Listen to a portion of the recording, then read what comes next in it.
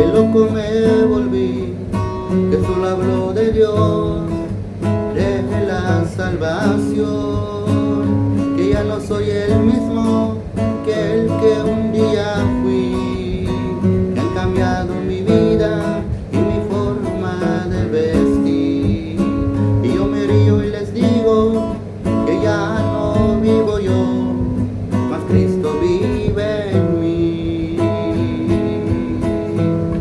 Y la vida que ahora vivo en la carne, la vivo por fe en el Hijo de Dios, en cual me amó y se entregó a sí mismo por mí. Y si me llaman el loco, ¿qué me importa hoy? Este mundo no entiende el verdadero amor. Cuando Cristo Jesús, colgado en un madero, su vida entregó.